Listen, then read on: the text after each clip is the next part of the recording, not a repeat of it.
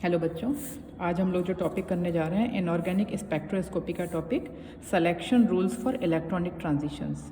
और इसमें हम मेनली डी ट्रांजिशंस की बात करेंगे कि डी से डी में ट्रांजिशंस किस तरीके से होते हैं। इसके अलावा भी और सब देखेंगे।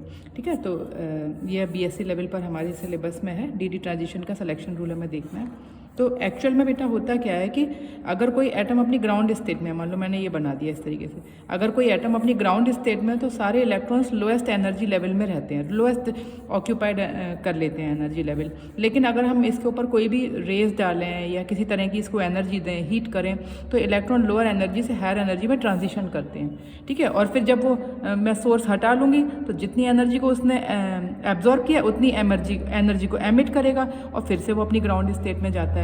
तो इस तरीके से इलेक्ट्रॉन जो है वो ट्रांजिशन करते हैं, आइदर गिविंग देम एनर्जी और when they emit the energy, तो उनमें इलेक्ट्रॉनिक ट्रांजिशंस होते हैं। लेकिन इलेक्ट्रॉनिक ट्रांजिशंस बेटा रैंडम नहीं होते हैं, क्योंकि जहाँ पर कोई एनर्जी लेवल अवेलेबल होगा वहीं पर जाएगा, क्योंकि ये क्वांटाइज्ड एनर्जी लेवल्स होते हैं। क्वांटाइज्ड एनर्जी लेवल का मान लो मैंने कोई ये बना दिया स्टेयरकेस बनाया, तो आप या तो यहाँ पर पैर रख सकते हो, और अगर आप ताकत लगाओगे तो या तो यहाँ पर जाओगे और आते टाइम भी इसी पर जाओगे। आप बीच में कहीं भी नहीं कर सकते। ये क्या कैसे जोन्स कहलाएंगे? यहाँ पर कोई एनर्जी लेवल है ही नहीं, इसी को क्वांटाइज किया। तो आप स्टेयर नंबर 1 पे जा सकते हो, स्टेयर नंबर 2 पर, 3 पर या 4 पर जा सकते हो।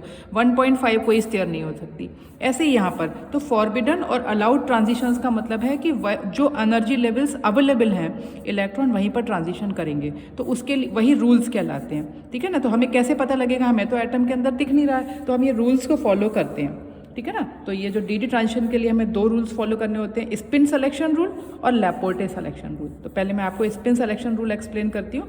स्पिन सिलेक्शन रूल में हमें क्या देखना होता है। तो इन्होंने ये बात बताई है कि during the transition of electron between the 2 energy levels the spin off electron does not change. किसी भी इलेक्ट्रॉन की स्पिन चेंज नहीं होनी चाहिए। स्पिन चेंज होने का मतलब है, तुमको पता है कि इलेक्ट्रॉन की स्पिन कितनी तरह की होती है, एक तो क्लॉकवाइज स्पिन होती है और दूसरी एंटी क्लॉकवाइज। तो जब इलेक्ट्रॉन जाएगा तो देखो बहुत इजीली, अगर उसकी स्पिन चेंज नहीं हो रही, मान लो कि यहाँ पर ये इस स्पिन में है और इसको हायर एनर्जी में जाना है, तो सेम स्पिन में तो ये जा सकता है, खट से यहाँ पहुँच जाएगा।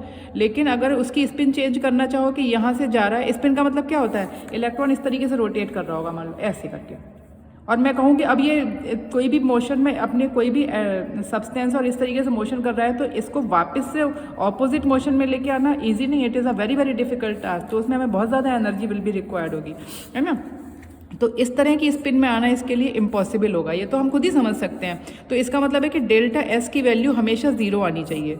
मतलब अगर वो +½ है तो +½ ही रहे, और अगर वो -½ है तो -½ ही रहे। तो हमें टोटल डेल्टा एस कैलकुलेट करना होता है कि वो वैल्यू जो है वो चेंज नहीं होनी चाहिए।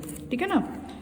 तो पहला रूल तो यही स्पिन सिलेक्शन रूल कहलाता है। और इसकी स्पिन मल्टीप्लिसिटी भी चेंज नहीं होनी चाहिए, है ना। अगर स्पिन उसकी चेंज नहीं होगी, या फिर हम यहाँ से भी देख सकते हैं कि spin multiplicity of the electron should also be same, तो वो भी चेंज नहीं होनी चाहिए। तो उसके लिए मैं एक एग्जाम्पल ले रही हूँ। पहले डी ट्रांजिशन इन डी से डी में ही ट्रांजिशन होगा। D8 का केस ले लेते हैं। जैसे कि निकेल अगर अपनी +2 स्टेट में है तो उसमें डी में 8 इलेक्ट्रॉन्स होंगे।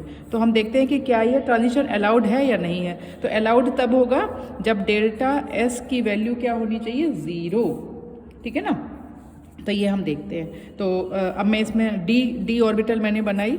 ठीक है, निकल के लिए डी ऑर्बिटल बनाई। तो 1 2 3 4 5 6 7 और 8 इलेक्ट्रॉन मैंने यहाँ पर फिल कर लिए। ठीक है, अब मैं इसको T2G और EG लेवल्स में भेजती हूँ, क्योंकि मैं किसी कॉम्प्लेक्स कंपाउंड में पढ़ूंगी तो T2 जो डी ऑर्बिटल है वो अब डी जनरेट नहीं रही होगी, बल्कि वो कैसी हो गई होगी, क्या कहते हैं, 2 पार्ट्स में स्प्लिट हो गई होगी, 2 एनर्जी लेवल्स में। तो 8 इलेक्ट्रॉन्स भरो, 1 2 3 4 5 6 7 और 8। मैं दोनों तरह से भर सकती हूँ। ये लो स्पिन और हाई स्पिन दोनों तरह के कॉम्प्लेक्सेस में सेम ही आएगा। ठीक है, अब मैंने क्या करा, इसको h के बराबर एनर्जी दी। ये तो भी इसकी ग्राउंड स्टेट है ना, ग्राउंड स्टेट में है। अब मैं क्या करूँ, इसको जब h की एनर्जी दूंगी, मैं इस एटम के ऊपर कोई एनर्जी डालूंगी तो क्या होगा, इस कंपाउंड के ऊपर, तो इसके जो इलेक्ट्रॉन्स हैं वो अब लोअर एनर्जी से हायर एनर्जी में ट्रांजिशन करेगा। तो मैं देखती हूँ, तो ये देखो लोअर एनर्जी वाले इलेक्ट्रॉन यहाँ पर 6 हैं। ठीक है, और ये है हायर एनर्जी पे। तो इलेक्ट्रॉन जो है, ये वाला इलेक्ट्रॉन जो है वो ऊपर चला जाएगा। ये लास्ट वाला मैं ऊपर डालती हूँ। तो जब मैं ऊपर डालूंगी तो ऊपर जगह है, तो अगर वो ये वाला इलेक्ट्रॉन जाता है जिसकी एंटी क्लॉकवाइज स्पिन है, तो वो एंटी क्लॉकवाइज में ही यहाँ पर 2 इलेक्ट्रॉन थे तो ये यहाँ पर चला जाएगा। क्लॉकवाइज वाला नहीं जाएगा, एंटी क्लॉक वाला ही जा सकता है, क्योंकि डेल्टा एस की वैल्यू इसके लिए कितनी है, -1 सॉरी, और इसके लिए भी -1/2 ही आएगी। तो डेल्टा एस की वैल्यू जो है वो कितनी रहती है, 0, मतलब चेंज नहीं होती है। तो डेल्टा एस मतलब इसकी कितनी है, +1/2, और उसमें से आपसे माइनस कर दो फिर से +1/2, तो कितना आंसर आ जाएगा, 0। तो डेल्टा एस की वैल्यू यहाँ 0 है, तो मैं बोल सकती हूँ this is a allowed transition. ये कैसा ट्रांजिशन होगा, स्पिन अलाउड, ऐसे भी बोल सकते हैं, स्पिन अलाउड ट्रांजिशन। अब हम एक ऐसा देख लेते हैं जो स्पिन फॉरबिडन हो, जो नहीं हो सकता हो। जैसे कि मैंने एक एग्जांपल ले लिया D5 का केस। D5 में जैसे मैग्नीज है, अगर वो अपनी +2 स्टेट में, तो उसमें D में 5 इलेक्ट्रॉन्स होंगे। तो इसको भर के देखते हैं और फिर इसमें ट्रांजिशन करके देखते हैं। 1 2 3 4 5 इलेक्ट्रॉन्स होंगे। फिर ये T2G और EG में किस तरीके से डिस्ट्रीब्यूट होंगे।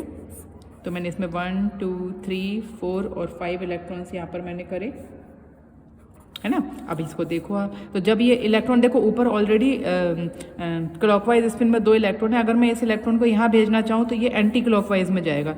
जब मैं इसके ऊपर H एनर्जी डालूंगी तो ये कैसे चला जाए, कैसे जाएगा, यहाँ पर जाएगा, तो यहाँ से जगह खाली हो जाएगी एक, और यहाँ पर ये जाएगा, तो इसकी स्पिन जो है वो चेंज हो जाएगी। And it is not an easy task, तो ये नहीं जा सकता। तो यहाँ पर मैं इसकी डेल्टा एस की वैल्यू निकालना चाहूँ तो एस कितनी थी, एक के लिए तो +1/2 है, और फिर माइनस दूसरे के लिए भी, दूसरे के लिए अब -1/2 हो गई है, ठीक है ना। तो ये डेल्टा एस की वैल्यू नॉट इक्वल्स टू 0 आ रही है। तो नॉट इक्वल्स टू 0 आ रही है, तो मैं बोलूँगी कि ये स्पिन फॉरबिडन ट्रांजिशन है, स्पिन फॉरबिडन। समझ में आ गया। तो ये इस तरीके से रूल्स लगते हैं। तो पहला रूल हो गया स्पिन सिलेक्शन रूल, ये समझ आ गया। अब दूसरा करते हैं हम लोग। दूसरा रूल है लैपोर्टे सिलेक्शन रूल।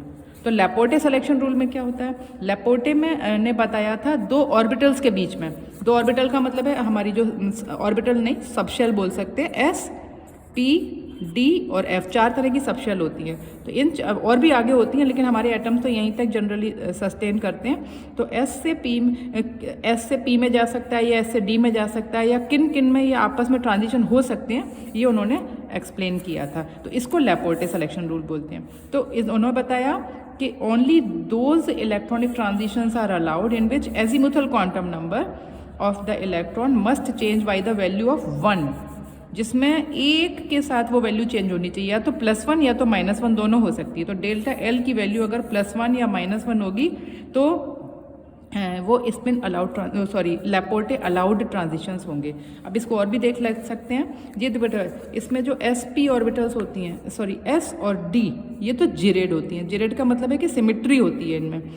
आप लोगों को पता है S कैसी होती है, S जो है वो स्पेरिकली सिमेट्रिक होती है, तो हर तरह से इसमें सिमेट्री होगी, है ना। ऐसे ही D ऑर्बिटल में 5 होती हैं, तो इसमें भी D ऑर्बिटल कैसी होती है, डम्बल शेप होती हैं, तो इस तरीके की ये भी सिमेट्रिक होती हैं। तो जिरेड वाली तो सिमेट्रिकल ऑर्बिटल्स होती हैं, और अनजिरेड वाली जो है वो अनसिमेट्रिकल ऑर्बिटल्स होती हैं, इनमें एसिमेट्री होती है, ठीक है। तो इन्होंने बोला कि +-1 का मतलब क्या है कि अगर इलेक्ट्रॉन मेरा S में है तो वो P में जा सकता है। तो S की वैल्यू कितनी होती है, मैं यहाँ लिख देती हूँ। S की वैल्यू होती है 0 और P की वैल्यू होती है 1, D की 2, F की 3।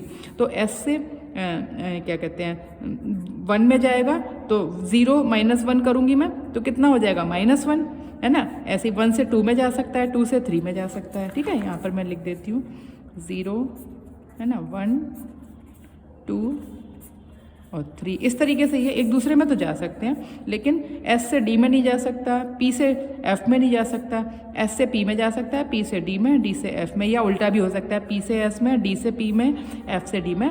ये तो अलाउड ट्रांजिशंस हैं, लैपोर्टे अलाउड। और अगर S से आप D में भेजना चाहो तो वो नहीं जाएगा, वो लैपोर्टे फॉरबिडन हो जाएगा। तो उसमें +-1 आनी चाहिए।